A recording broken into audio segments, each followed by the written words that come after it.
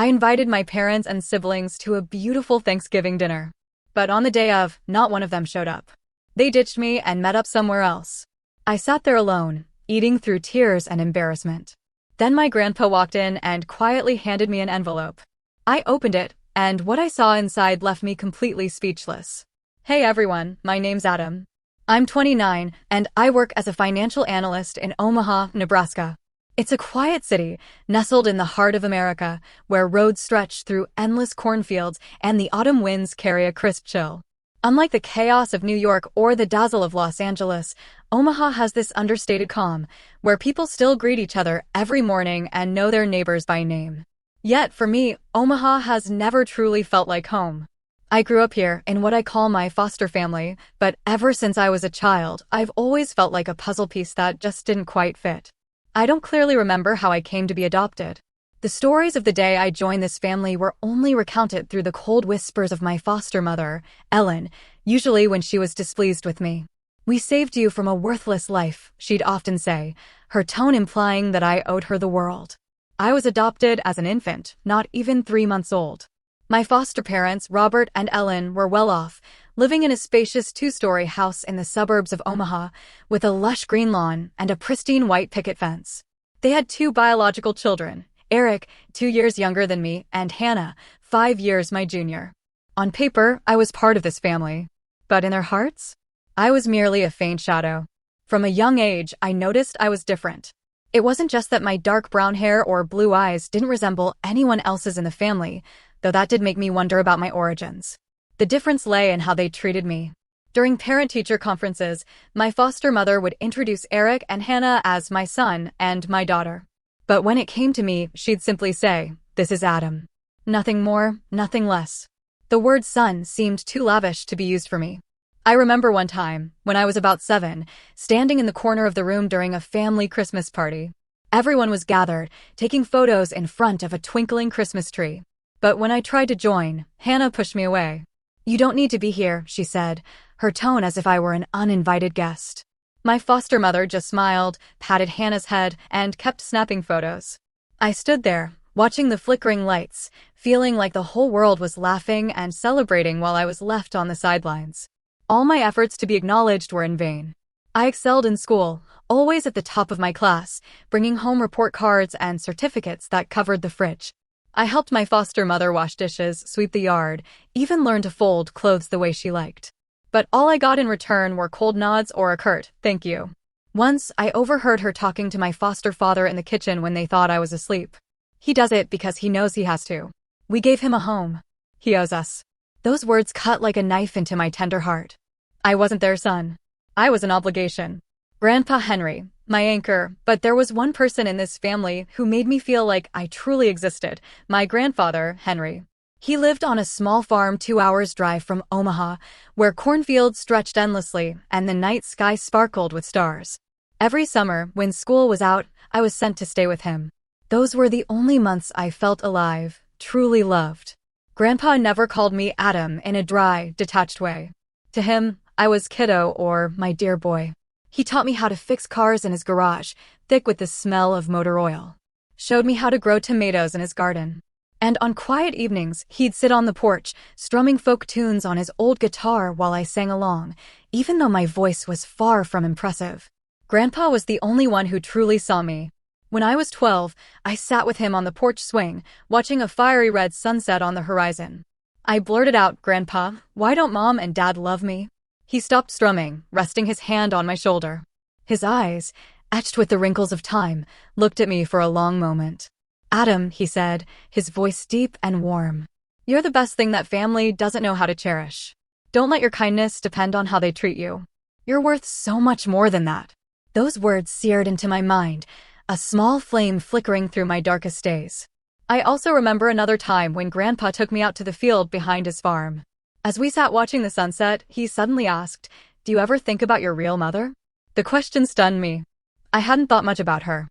My foster mother always said my biological mother was irresponsible and that I shouldn't bother with her. But Grandpa's eyes, filled with mystery and concern, made my heart race. "I don't know," I replied, my voice trembling. "I don't think she wanted me." Grandpa took my hand, squeezing it tightly. Never think that, Adam. There are stories you don't know yet. But one day, it'll all make sense. Those vague words planted a seed of curiosity in me. A sense that my life might hold a secret bigger than I could imagine. But the warmth of those summers with Grandpa couldn't erase the loneliness inside me. Growing up in the shadows, Eric always saw me as a rival, not worth his attention. He'd mock me in front of his friends, calling me the stray, when he thought no one could hear. Hannah was different. She wasn't openly cruel, but her eyes always held a distance, as if I were a stranger living under the same roof. I tried not to let it break me. I told myself that if I worked harder, studied better, behaved perfectly, one day they'd see me differently. But deep down, I knew that hope was as fragile as a thread. Every morning, I woke up in my small attic room, the only one in the house without a big window overlooking the front yard. Eric and Hannah had spacious rooms decorated with posters and toys, while mine had just a single bed, an old desk, and a flickering desk lamp. I didn't complain. I'd learned that complaining only made my foster mother frown and say, "You should be grateful you have a place to sleep." But every time I walked down the stairs, I felt like a guest in my own home. There's one memory I'll never forget. When I was 14, the family threw a birthday party for Hannah. The living room was filled with cake, balloons, and laughter. I'd spent a week making a leather bracelet for her, hoping she'd like it. I wrapped it carefully in a small box, tied it with a red ribbon, and placed it on the gift table. When Hannah opened it, she glanced at the bracelet, then set it aside to open more expensive gifts, a new iPod from our parents, a pair of shoes from Merrick. My foster mother didn't even notice my gift. I stood in the corner, feeling like my heart was being crushed. After the party, I found the bracelet in the trash, mixed with crumpled wrapping paper. I picked it up, cleaned it off, and tucked it away in my personal box. That was the last time I tried giving a gift to anyone in the family. Another painful memory came when I was 16. I decided to do something to make my foster father proud. Robert was a stern man, always busy with his real estate business. He rarely spoke to me, but I'd heard him brag to friends about fixing the family's old truck. I thought if I could do something similar, he'd see me differently. I snuck into the garage with the tools Grandpa had left me from a previous summer. Eric's old bike with a flat front tire sat in the corner. I spent hours oiling it, tightening bolts, trying to make it rideable again. When my foster father came home, I excitedly pulled him to the garage to show him, but he just glanced at it and said, "Don't touch Eric's stuff. It's not yours." I stood there, frozen, feeling like the blood in my veins had stopped flowing. I wanted to explain that I was just trying to help, but the words stuck in my throat. I went back to my room, shut the door, and cried alone.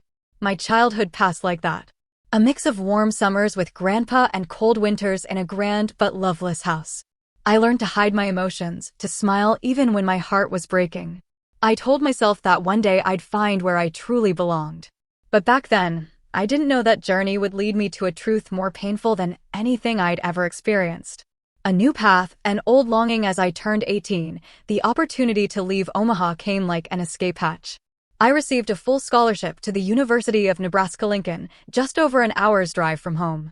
It wasn't a great distance, but to me, it felt like a doorway to a new world.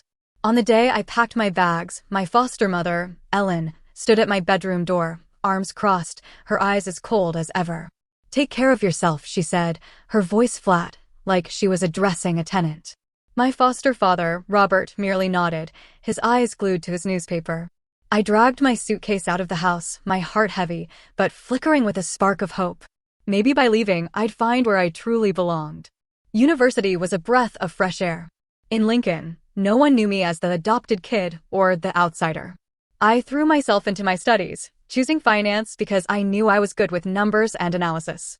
Late nights in the library, essays stretching dozens of pages, presentations in front of the class, they were all chances to prove my worth, not to my foster family, but to myself. I worked part-time at a coffee shop near campus, saving every penny so I wouldn't have to ask my foster parents for money. I wanted to stand on my own 2 feet, to show that I didn't need their validation to succeed. But no matter how hard I tried, the feeling of being adrift clung to me. Lying in my dorm bed at night, listening to my roommates snoring, I often thought about my family. I wondered if they ever thought of me, if they were ever proud of how far I'd come. I wrote handwritten letters home, sharing small victories like getting an A in macroeconomics or being chosen as a teaching assistant. But those letters only received brief email replies from my foster mother. "Good job, Adam." Keep it up. Nothing more, nothing less.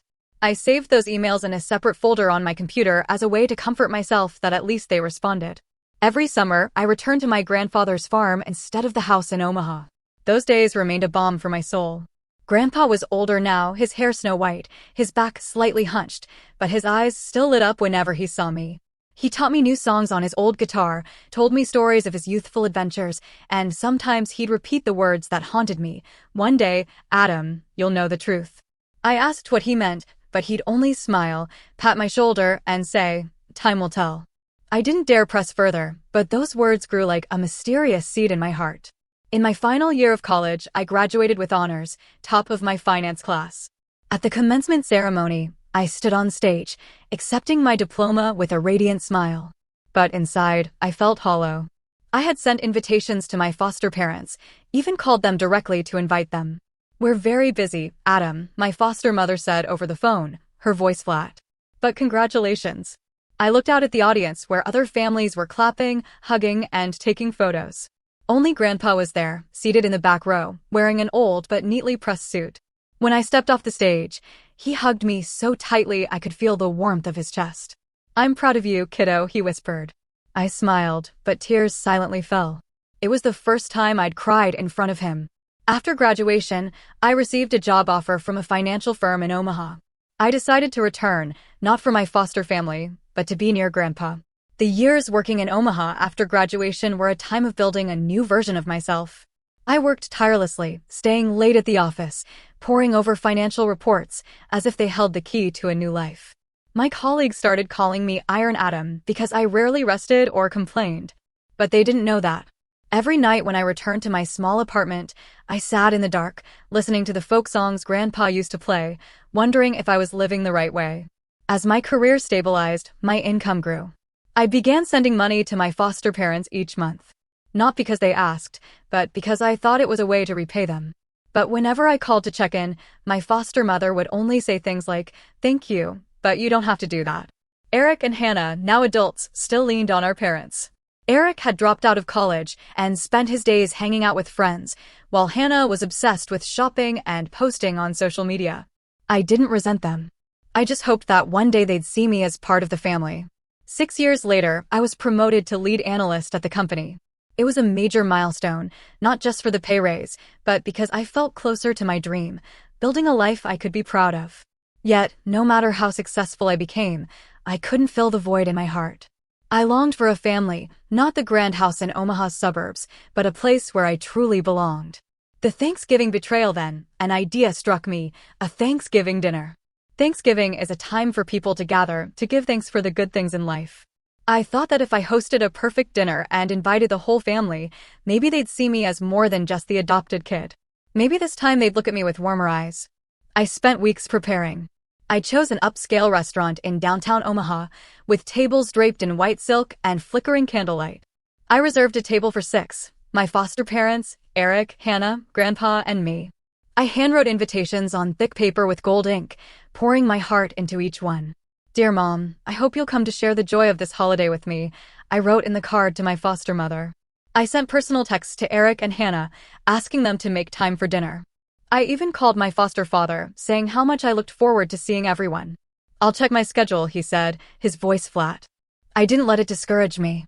I pre-ordered the food, roast turkey, mashed potatoes, pumpkin pie, all the traditional dishes I knew they liked. Inside, a flame of hope burned brightly. Maybe this time they'll come, I told myself, though my heart trembled with fear. On Thanksgiving Day, I stood in front of the mirror in my small apartment, adjusting my tie and smoothing out the navy suit I'd carefully chosen. I looked into my own eyes in the reflection. Those deep blue eyes, my foster mother once said, didn't look like anyone else's in the family. I told myself, today will be different. Today, they'll see me. I arrived at the restaurant early, at 5 p.m., as the sunset bathed Omaha's streets in golden light. The manager, a middle-aged woman with a warm smile, led me to the table I'd reserved. The setup was perfect, crisp white tablecloth, 6 gleaming silver place settings, and candles casting a soft orange glow. I checked everything from the folded napkins to the small vase of flowers at the center. Your family must be a lively bunch, the waitress said, smiling. I nodded, trying to hide the anxiety churning in my stomach. Yeah, I hope so. I sat down, glancing at my watch. 6 p.m. The appointed time. The restaurant began to fill up. Other families arriving, their laughter and chatter like a cheerful melody. I checked my phone. No messages, no calls. They might be on their way, I reassured myself, though my heart started pounding with unease. I texted Hannah. Are you here yet? I'm waiting at the restaurant. No reply.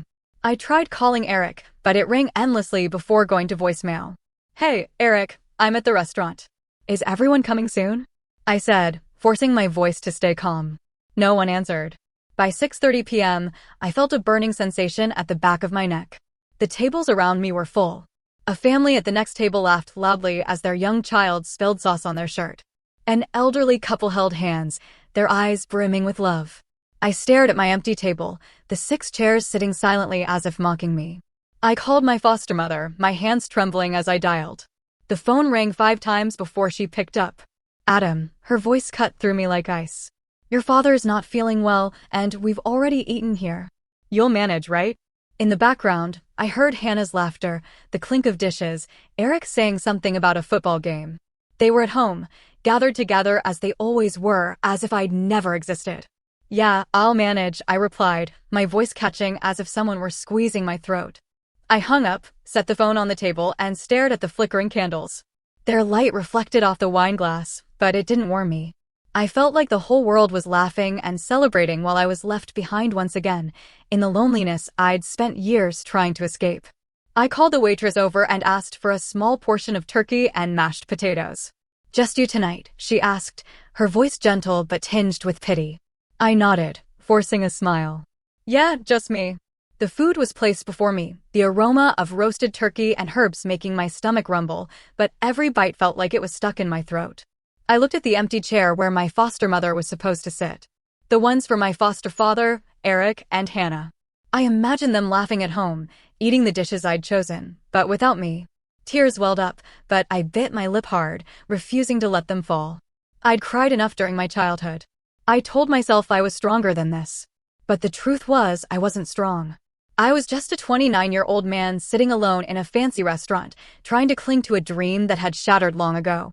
I wondered what I'd done wrong. I'd studied hard, worked tirelessly, sent them money, planned this dinner with all my heart. So why didn't they choose me? I stared at the plate of turkey, now cold, and felt like I was eating my own pain. The waitress passed by, her eyes full of sympathy. You okay? She asked. I nodded, but I knew I wasn't. I'd never been okay. The truth revealed, I reached for my phone, intending to call Grandpa. He was the one person I knew would never abandon me. But before I could dial, the restaurant door opened. A gust of cold autumn air rushed in, carrying the scent of fall. I looked up, and my heart seemed to stop. Grandpa walked in, wearing his old wool coat, his white hair glinting under the lights. He scanned the room, his eyes landing on me, and that familiar smile spread across his face. Sorry I'm late, kiddo, he said. His voice as warm as those summer evenings at the farm. He sat down across from me, placing his frail hands on the table and grasping mine. His hands trembled slightly, but their warmth pulled me back from the edge of an abyss. Grandpa, I whispered, my voice breaking. I thought you weren't coming either. He shook his head, his eyes filled with love, but also a trace of indescribable sadness. I'd never leave you alone, Adam. Never. He squeezed my hand, and then his voice turned serious, as if he were about to say something more important than anything in my life. Adam, he said, looking straight into my eyes. Have you ever wondered why I've always loved you more than anyone else? His question hit me like a bolt of lightning striking my chest. I stared at him, speechless, feeling like time had stopped. The candles on the table still flickered, but the world around me seemed to shrink, leaving just me and Grandpa. I knew this question wasn't simple. It carried a secret, a truth he'd kept hidden for years. Why, Grandpa? I asked, my voice trembling. He took a deep breath, as if steeling himself. He looked out the window where the streetlights glowed faintly in the Omaha night. Adam, he began, his voice low and deliberate. There are things I've wanted to tell you for a long time, but I waited for the right moment. And maybe that moment is now. He paused, his eyes returning to me, filled with determination. You're not just my grandson. You're part of a story that both you and I have been caught up in. My heart pounded. I felt like I was standing before a door and Grandpa held the key. What story, Grandpa? I asked, my voice barely a whisper. He didn't answer right away. Instead, he pulled an old, yellowed envelope from his coat pocket and placed it on the table, sliding it toward me. "Open it, Adam," he said. "But before you do, promise me one thing. No matter how painful the truth is, you won't let it destroy who you are." I looked at the envelope, my hands shaking as I touched it. I didn't know what was inside, but I felt its weight. Not the weight of paper, but of the years I'd lived, of the questions I'd never dared to face. I looked at Grandpa, and in his eyes, I saw both love and fear. "Grandpa," I said, my voice breaking. "I'm ready." Grandpa nodded slowly, his gaze piercing through me as if he were looking back at years long gone that I had never known. The restaurant around us buzzed with laughter and conversation, but for me, the world had narrowed to just me, Grandpa, and the weathered envelope on the table. I took a deep breath, trying to stay calm, but my heart pounded, as if it might burst. I opened the envelope carefully, as if it were something fragile. Inside was a faded photograph, a handwritten letter, and a business card. I picked up the photo first. It showed a young woman with blonde hair and blue eyes, identical to mine. She was smiling, but her smile carried an indescribable sadness. I looked at Grandpa, my brows furrowing. "Who is this, Grandpa?" He took a long breath, as if gathering the courage to tell a story he'd kept buried for too long. "Adam," he began, his voice low and deliberate. "The woman in that photo is your biological mother." I felt the blood in my veins stop flowing. I looked back at the photo, my hands trembling. My biological mother. I'd heard my foster mother, Ellen, mention her a few times, but always with a tone of contempt, as if she were an irresponsible woman who'd abandoned me. But the face in this photo didn't look like that kind of person. She looked fragile, like someone carrying a world of pain.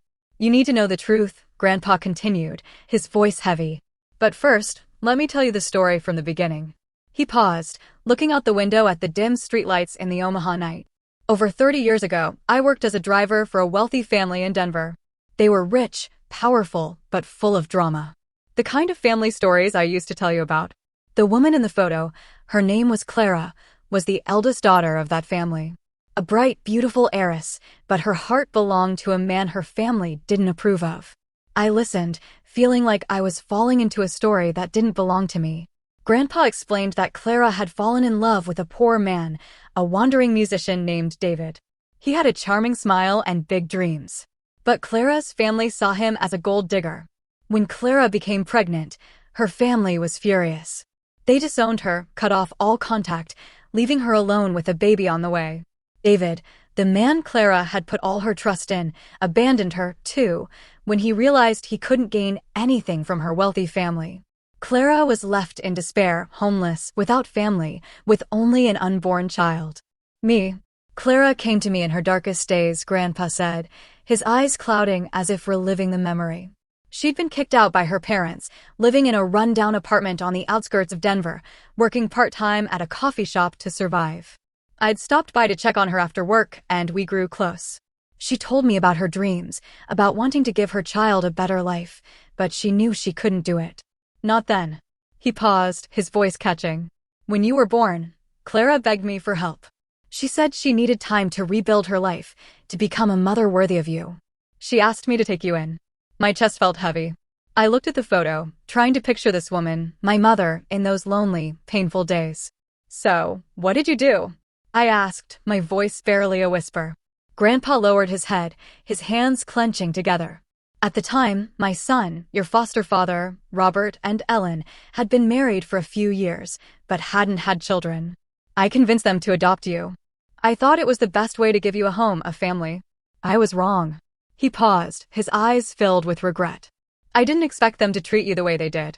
I thought they'd love you like their own, but every time I saw them push you away, it broke my heart. I looked back at the photo. I didn't know what to feel. Anger, pity, or just emptiness. "What about my real mother?" I asked, my voice faltering. "Where did she go?" Grandpa picked up the business card from the table and handed it to me. "Clara is a successful woman now," he said. "After leaving you, she left Denver, started over. She went to college, built a career, and now she's an entrepreneur in Seattle. She's been looking for you for over 10 years. Recently, she found me. She wants to meet you, Adam, but she's afraid of disrupting your life. She wants you to decide." I took the business card and read the name, Clara Thornton, CEO, Thornton Enterprises. An address in Seattle, a phone number. I turned the card over, feeling like I was holding a piece of myself. Then I opened the letter, recognizing the soft, slanting handwriting. Dear Adam, it began. I don't know if you'll ever want to hear from me, but I've never stopped thinking about you. I stopped, feeling like my breath was caught in my chest. I glanced at Grandpa, sitting across from me, his frail hands clasped tightly, his eyes a mix of worry and patience. I knew he was waiting, watching to see how I'd react to the truth just revealed. I took a deep breath and continued reading. I'm writing this letter hoping that one day you'll read it. Though I'm not sure if you'll want to hear from me. I made the biggest mistake of my life leaving you. But please believe it wasn't because I didn't love you. You were my light. The only thing that a girl disowned by my family, abandoned by the man I loved, had. I had nothing but my love for you. But I knew I couldn't give you the life you deserved. Henry, your grandfather, was the only one who didn't turn his back on me. He promised to take care of you, and I trusted him. I left not because I wanted to forget you, but because I wanted to become a mother you could be proud of. I went to college, worked day and night, and now I've built a stable life. But not a single day has passed without me thinking of you. Wondering how you're living, if you're happy. I've been searching for you for over 10 years. But every time I think about meeting you, I'm afraid. Afraid you'll resent me. Afraid I'll disrupt your life. If you're reading this letter, I only ask for a chance to explain, to say the apology I've held in my heart for 29 years. I don't expect you to forgive me right away, but I hope one day you'll understand. I love you, Adam. I always have. Your mother, Clara Thornton. I folded the letter, tears silently streaming down my cheeks. I didn't know why I was crying, for Clara's pain, for the years I grew up in the cold indifference of my foster family, or for the feeling of having found a piece of myself, yet fearing it might break me. I looked at the photo in my hand, Clara's face, her blue eyes so much like mine. I tried to imagine her in those days, a young woman alone, holding me on her last night before entrusting me to Grandpa. I didn't know what to feel, anger, pity, or just an indescribable void. Grandpa, I said, my voice choked. What do I do now? I placed the letter on the table, looking at him, searching for an answer, a direction. Should I meet her or forget this and keep living as if I never knew? Grandpa took my hand, his trembling but warm. Adam, he said, his voice low and gentle. I can't decide for you. This truth belongs to you, and only you know what your heart is telling you. I just want you to remember one thing. No matter how difficult the path you choose, you're never alone. I'll always be here. And Clara, she's waiting for you too. I looked into his eyes, seeing the sincerity and love he'd given me all these years. He wasn't just my grandfather. He was the one who kept his promise to Clara, who sheltered me when the world turned its back. I took a deep breath, feeling a decision forming in my heart. I want to meet her, I said, my voice steadier than I expected. I want to go to Seattle. I need to see what she's like now, and I need to hear her story from her own lips. Grandpa smiled, a smile of both pride and relief. Then do what feels right, kiddo. But before you go, is there anything else you want to do? Anything you need to settle before stepping into this new chapter? I thought for a moment. Then an idea sparked. I want to stop by my foster parents' house, I said, my voice low but resolute. I want to tell them about this, not to argue or blame, but to let them know I found a part of myself. I want them to understand that I'm no longer the adopted kid they can ignore. Grandpa nodded, a glint of resolve in his eyes. All right, Adam, I'll go with you. Whatever happens, I'll be there. Confronting the past, we left the restaurant, my mind still reeling from Clara's letter. The Omaha night was cold, the wind sending a shiver through me. But Grandpa's presence beside me made me feel grounded. We climbed into his old pickup truck, the familiar smell of motor oil and wood reminding me of summers at the farm. You sure about this, Adam? He asked as he started the engine. Facing them won't be easy. I'm sure, I replied, though a part of me was still afraid. I didn't know how my foster parents would react, but I knew I needed to do this, not to prove anything, but to close one chapter of my life before opening the next. We drove through Omaha's familiar streets, past houses glowing with Thanksgiving lights. Families gathered together. When we pulled up to the grand two-story house of my foster parents, my heart pounded. Lights spilled from the living room, and I heard Hannah's laughter, Eric's lively chatter. They were still celebrating, as if my dinner had never existed. I stepped out of the truck, Grandpa by my side. I knocked on the door, and when my foster mother, Ellen, opened it, her eyes flickered with surprise before settling back into their familiar coldness. Adam, she said, her voice flat. "What brings you here so late?" She hesitated, but opened the door wider. I stepped inside, Grandpa following, and saw my foster father, Robert, in his armchair. Eric and Hannah eating pumpkin pie on the sofa. They looked at me, but no one stood to greet me. "What's this about, Adam?" Robert asked, his tone slightly irritated, as if I were an inconvenience. I took a deep breath, feeling Grandpa's hand rest lightly on my shoulder. "I just learned the truth about my biological mother," I said, my voice firm but tinged with emotion. "She's alive, and I'm going to Seattle to meet her. I just wanted you all to know because I've called you family for 29 years. Silence enveloped the room. Hannah stopped chewing, her eyes flickering with unease. Eric smirked as if about to make a snide remark, but Grandpa's stern look silenced him. Ellen crossed her arms, her gaze icy. "Is that so?" she said, her voice dripping with sarcasm. "You think finding your real mother will change anything? You're still just the adopted kid, Adam. Don't get any illusions." Her words cut like a knife. But this time, I didn't let them bring me down. "I'm not delusional," I replied, meeting her eyes. "I just want to live true to myself. Thank you for giving me a home, but I don't need anyone in this room to validate me anymore." Robert stood, about to say something, but Grandpa raised a hand to stop him. "Enough, Robert," he said, his voice like thunder. "You've had 29 years to treat this boy like a son, and you've failed. Now let him walk his own path." I turned and walked out of the house, feeling like I'd shed a heavy burden. Grandpa followed, and as we got back in the truck, he took my hand. "You did good, kiddo," he said, his voice full of pride. A new family, a new home back at my apartment, I began preparing for the trip to Seattle. I held Clara's business card, typing her number into my phone, but my finger hesitated before pressing call. I wasn't ready to talk, not ready to hear the voice of the woman who gave birth to me. But I knew I needed to meet her, to look into her eyes and understand why she left me and whether she truly loved me as she wrote in her letter. I looked at Grandpa sitting on my sofa, holding the coffee I'd made for him. "Will you come with me?" I asked. He smiled, that familiar smile I'd leaned on for years. "If you want me to, I'll go. But this is your journey, Adam. I'm just along for the ride." I nodded, a new fire burning in my heart. I would go to Seattle, face Clara, and find answers to the questions that had haunted me for 29 years.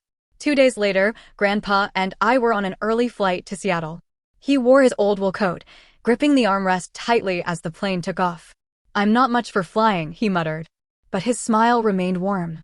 I looked out the window at the white clouds drifting below, wondering if Clara was thinking of me as much as I was thinking of her. I held her business card in my pocket, my fingers tracing the words Thornton Enterprises. I pictured Clara as a strong, successful woman.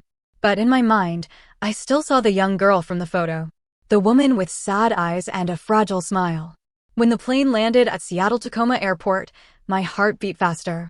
Seattle greeted us with a light drizzle, tiny droplets rolling down the taxi's windows as we headed into the city.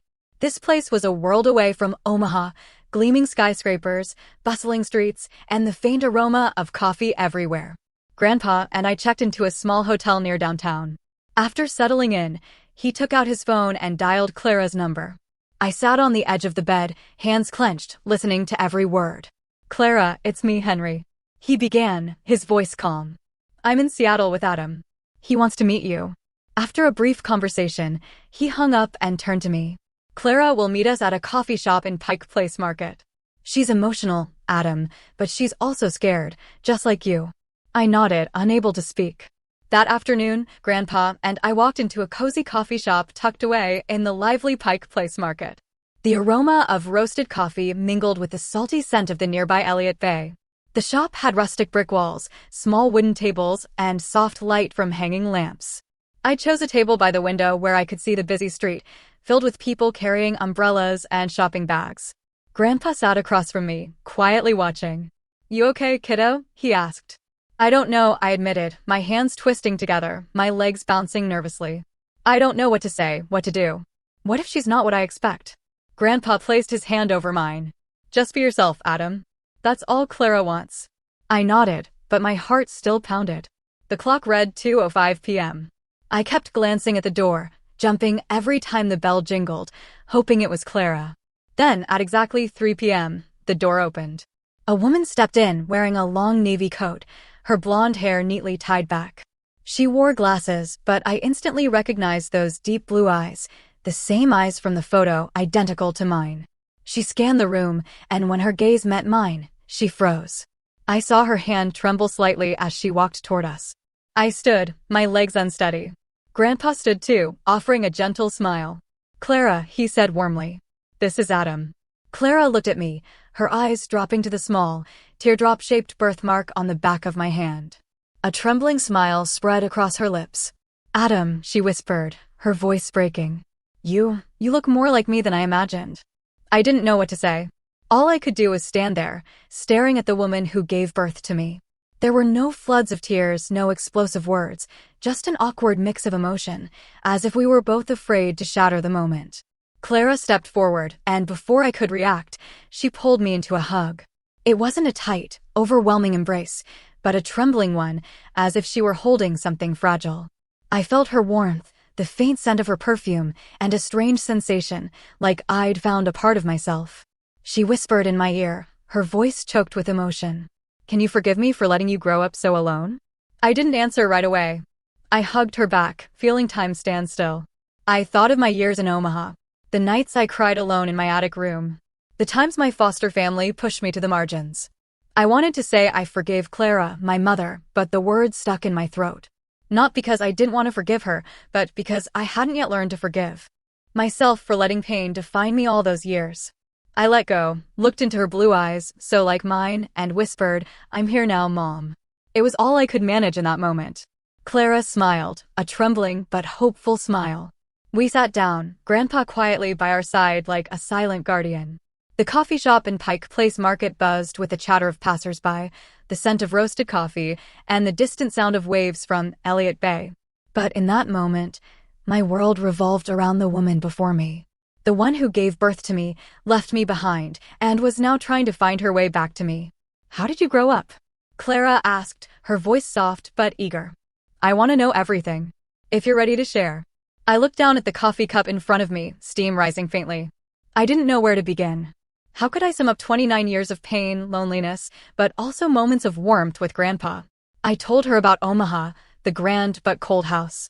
How I tried to be the perfect son, but was always treated as an obligation. I spoke of summers at Grandpa's farm, how he taught me to fix cars, grow tomatoes, and play folk tunes on his old guitar. But I didn't mention the nights I cried alone, or the time I found the handmade bracelet in the trash after Hannah's birthday. Those scars were still too deep, and I wasn't ready to expose them. Clara listened, her hands gripping her coffee cup as if to hold back her emotions. When I mentioned Grandpa, she looked at him, her eyes filled with gratitude. "Thank you, Henry," she said, her voice trembling. "Thank you for keeping your promise." Grandpa only nodded, his eyes gentle but silent. I knew he was giving Clara and me space to reconnect, though our journey was only just beginning. A new life in Seattle after our meeting at the coffee shop, Clara invited Grandpa and me to her apartment in downtown Seattle. It was a penthouse on a high floor of a modern building, with large glass windows overlooking the shimmering waters of Puget Sound. The interior was simple yet elegant, oak floors, a gray sofa, and abstract paintings on the walls. As I looked around, I couldn't help but compare it to the cramped attic room in Omaha, where I grew up, with its flickering desk lamp and dreams that never came true. Clara led us to the living room and poured tea from a white porcelain pot. "Adam," she began cautiously, "I know I have no right to ask anything of you, but I want you to give me a chance to make things right. If you want, you can come here, live in Seattle. I can arrange a good position for you at Thornton Enterprises, or anything you want. I just want you to know that you always have a place here with me." Her offer stunned me. Part of me yearned to accept immediately, a new life, a real family, a place where I wouldn't have to prove my worth. But another part hesitated. I'd spent my whole life standing on my own, relying on no one. Accepting Clara's help, even as my mother, felt like giving up something, maybe my pride, or the fear of being abandoned again. I looked at Grandpa, seeking guidance in his eyes. He gave a gentle smile, as if he understood the storm inside me. "What do you think, Adam?" he asked. I took a deep breath, trying to sort through my tangled thoughts. "Thank you, Mom," I said, looking at Clara. "But I don't want to start with the position you've set up for me. If I work at Thornton Enterprises, I want to start from the bottom. Like any other. I want to rise on my own. Not because I'm your son, but because I deserve it." Clara looked at me, her eyes sparkling with a mix of surprise and pride. "You're more like me than I thought," she said, smiling. "All right, Adam. I respect your decision, but whatever you choose, I'll always be here." I nodded, feeling a weight lift off my shoulders. I wasn't just choosing a job. I was choosing how to live, how to define myself. And for the first time in my life, I felt I had the right to do so. A few days later, Clara and I convinced Grandpa to move to Seattle. "I'm getting old, Adam," he said, his voice teasing, but his eyes brightening at the suggestion. "But if you and Clara want a grumpy old man hanging around, I won't object." Clara laughed heartily, the first time I'd seen her laugh so freely. "Henry, there's always room for you in my home," she said, "and I think a small garden on the balcony would suit you perfectly." I smiled, picturing Grandpa in Clara's modern penthouse, tending to tomatoes like he did at the farm. The thought warmed my heart. Grandpa wasn't just the man who nurtured me through my lonely years. He was the bridge between Clara and me, the one who kept his promise to both of us. I decided to stay at the penthouse with Grandpa, at least for a while, to be close to him and to learn more about the mother I'd been separated from for 29 years. I applied to Thornton Enterprises and was hired for an entry-level financial analyst position. Not because Clara pulled strings, but because my resume stood out. On my first day, standing in front of the company's gleaming glass building, I felt like a schoolboy on his first day of class. But this time, I wasn't afraid of rejection. I had Clara, Grandpa, and most importantly, myself. The weeks that followed in Seattle were a journey both unfamiliar and miraculous. Clara and I started with small things, dinners together, conversations about our likes, music, and the dreams we'd once had. She told me about her college days, how she stayed up late studying, how she stood in front of the mirror and told herself she had to succeed so she could find me one day. I shared stories of summers with Grandpa, how he taught me to play the guitar and told tales of Denver that I now knew were tied to her. Grandpa adapted quickly to life in Seattle. One evening, we sat together on the balcony, looking out at the city lights. He played a familiar folk tune, and Clara unexpectedly joined in. Her voice soft, but full of emotion. I watched them, feeling my heart slowly fill, piece by piece. But healing wasn't easy. Some nights I lay awake thinking of my foster family in Omaha. I still felt pain recalling Ellen's cold words, Eric's dismissive smirks, or Hannah's indifference. I wondered if they ever thought of me, if they ever regretted pushing me out of their lives. But then I realized I no longer needed their answers. I had found where I belonged, not in a house, but in the hearts of Clara and Grandpa, and within myself. Seattle had become a part of me, even in just a few short months. Every morning, I woke up in my small rented apartment near Thornton Enterprises, listening to the waves lapping at Puget Sound and the faint aroma of coffee drifting up from the shop below. I was no longer the boy in the Omaha attic, desperately trying to please a family that didn't need me. I was Adam, 29 years old, a financial analyst building my life step by step with Clara and Grandpa by my side. But the past, no matter how hard I tried, lingered like a shadow, waiting for me to face it one last time. Closing chapters, opening doors one evening, after finishing a lengthy report at the office, I sat at my small dining table, took out a blank sheet of paper and a pen, and decided to write a letter to my foster family. Not to blame or demand recognition, but to close the most painful chapter of my life. I wanted them to know I'd found happiness, that I was no longer the abandoned adopted child they were used to. "Dear Mom, Dad, Eric, and Hannah," it began. "I hope you're all doing well. It's been a few months since we last saw each other, and I think it's time I shared a few things. I found my biological mother, and I'm now living in Seattle, starting a new life. I'm not writing this to blame or resent anyone. I just want to thank you for the years you gave me a roof over my head, even if it never truly felt like home. I've learned that family isn't just the people you live with. It's the ones who choose to love and cherish you. I've found that here with my mother and Grandpa. I don't expect you to change or feel regret. I only hope you live well, as I'm trying to do. Wishing you all the best, Adam." I folded the letter, slipped it into an envelope, and mailed it the next morning. As the envelope left my hands at the post office, I felt a weight lift. I didn't need them to respond or apologize. That letter was my way of saying goodbye to the past, to the years I spent trying to belong somewhere that wasn't meant for me. For months later, I received a text from Hannah. It came unexpectedly while I was having lunch with a colleague at Thornton Enterprises. The message was brief, but Hannah's tone was different from her usual indifference. "Adam, Mom and Dad are struggling. Eric blew all their savings on gambling. Can you help? I stared at the text, feeling a cold gust from Omaha sweep through me. I wasn't surprised to hear Eric was still living recklessly.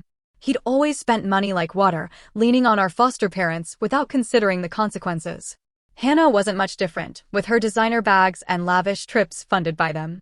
But this time, I didn't feel obligated to help. I'd sent them money for years, only to receive coldness in return.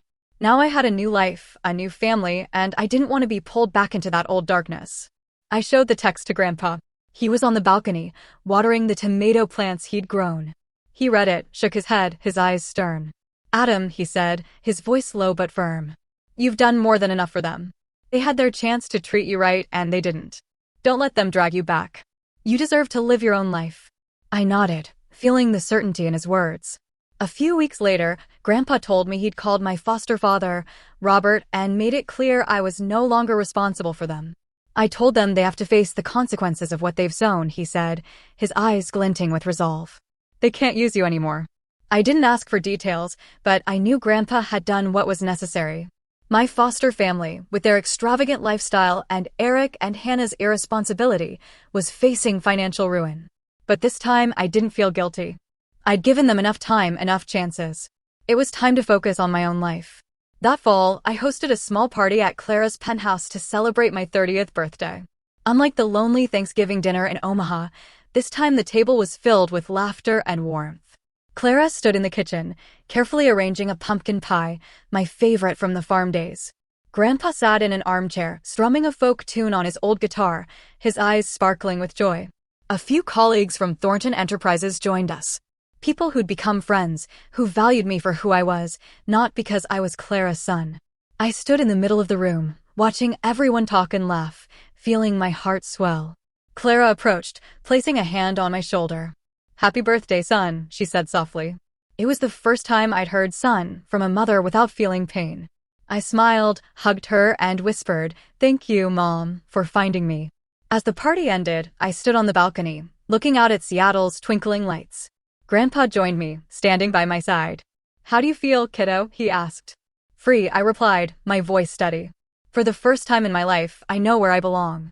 Looking back on my journey, I realized that life isn't about seeking validation from others, but finding value in yourself. I once thought my foster family would give me a home. That if I tried hard enough, they'd love me. I was wrong. Love can't be forced. And family isn't just the people you live with. It's the ones who choose to stand by you, no matter who you are. If I could offer advice to anyone feeling lost, searching for where they belong, I'd say, don't be afraid to face your past, no matter how painful. The truth may hurt, but it can also set you free. Trust in your own worth and seek out those who value you for who you are, not what you do for them. Most importantly, forgive not just others, but yourself for being strong enough to weather the storms. My life is still unfolding, and I don't know what the future holds. Maybe I'll keep working at Thornton Enterprises, become a leader like Clara, or discover new dreams. Maybe one day I'll fully forgive Clara, my foster family, and the lonely years I endured. But for now, I know I'm no longer the abandoned child. I'm Adam, and I found myself. This message isn't just for those who've been rejected, but for anyone searching for meaning in life. I've learned you don't need to be perfect to be loved. And you don't need to hold on to pain forever. Let go, move forward, and believe you're worthy of a place to call home. Now, I'm curious about you who listened to my story. What would you do if you were in my place?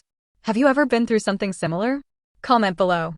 And meanwhile, I'm leaving on the final screen to other stories that are channel favorites, and they will definitely surprise you. Thank you for watching until here.